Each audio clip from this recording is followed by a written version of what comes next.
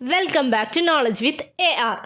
പരിസ്ഥിതി ദിനവുമായി ബന്ധപ്പെട്ട ഒരു പ്രസംഗമാണ് നമ്മൾ ഇന്നിവിടെ നോക്കാൻ പോകുന്നത്. ബഹുമാന്യരെ, ഇന്ന് ജൂൺ 5 വീണ്ടും ഒരു പരിസ്ഥിതി ദിനം കൂടി വന്നെത്തിയിരിക്കുകയാണ്.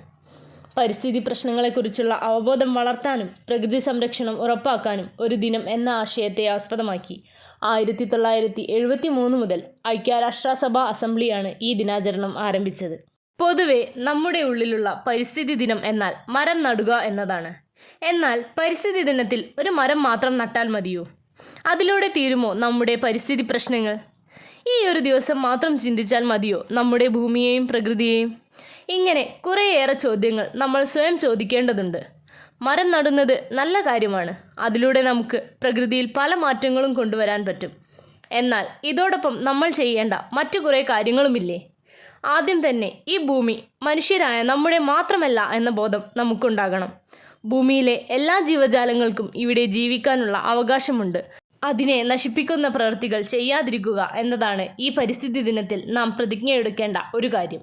മരങ്ങൾ വെട്ടി നശിപ്പിച്ചും മലകളും കുന്നുകളും ഇടിച്ചു നിരത്തിയും പാടങ്ങൾ മണ്ണിട്ട് മൂടിയും വാഹനങ്ങളിൽ നിന്നും വ്യവസായശാലകളിൽ നിന്നും പുറന്തള്ളുന്ന വിഷവാതകവും മാലിന്യങ്ങളും പ്ലാസ്റ്റിക് അവശിഷ്ടങ്ങളും ജലസ്രോതസ്സുകളിൽ പുറന്തള്ളിയും രാസവളങ്ങളുടെയും കീടനാശിനികളുടെയും അമിത ഉപയോഗവും നമ്മുടെ ഭൂമിയെ കാർന്നു തിന്നുകൊണ്ടിരിക്കുകയാണ്.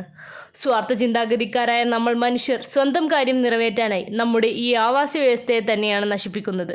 ഇരിക്കുന്ന കൊമ്പ് വെട്ടുക എന്നൊരു പഴഞ്ചൊല്ലുണ്ട്. ശരിക്കും അതാണ് ഇവിടെ നടന്നുകൊണ്ടിരിക്കുന്നത്. പ്രകൃതിയെ ചൂഷണം ചെയ്യുന്നതിലൂടെ നമ്മുടെ ജീവിതത്തെ കൂടിയാണ് നാം ഈ നശിപ്പിക്കുന്നത്. നമ്മൾ ഈ ചെയ്യുന്ന പ്രവൃത്തികളുടെ ഫലം പ്രകൃതി ദുരന്തങ്ങളായും കാലാവസ്ഥാ വ്യതിയാനമായും മഹാമാരിയായും പടർന്നു പിടിക്കുകയാണ്. മനുഷ്യരായ നമ്മുടെ അനാസ്ഥയും ദുരുപയോഗവുമാണ് ഇതിനെല്ലാം കാരണം. സ്വയം മാറി ചിന്തിക്കേണ്ട സമയം അതിക്രമിച്ചിരിക്കുകയാണ്.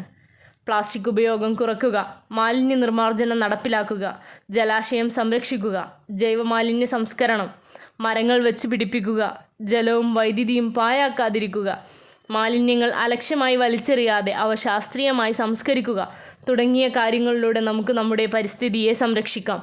മലിനീകരണം തടയാൻ ഇന്ന് നാം സ്വീകരിക്കുന്ന ഓരോ ചെറു നടപടിയും നാളത്തെ തലമുറയ്ക്ക് വലിയൊരു സമ്മാനമായിരിക്കും. ഈ പരിസ്ഥിതി ദിനത്തിൽ നമുക്ക് ഒന്നിച്ചു മുന്നേറാം നല്ലൊരു നാടിനായി. ഈ അവസരത്തിൽ ഇഞ്ചക്കാട്ട് ബാലചന്ദ്രൻ്റെ കവിതയിലെ വരികൾ ഞാൻ കടമെടുക്കുകയാണ്. ഇനി വരുന്നൊരു തലമുറയ്ക്ക് ഇവിടെ വാസം സാധ്യമോ?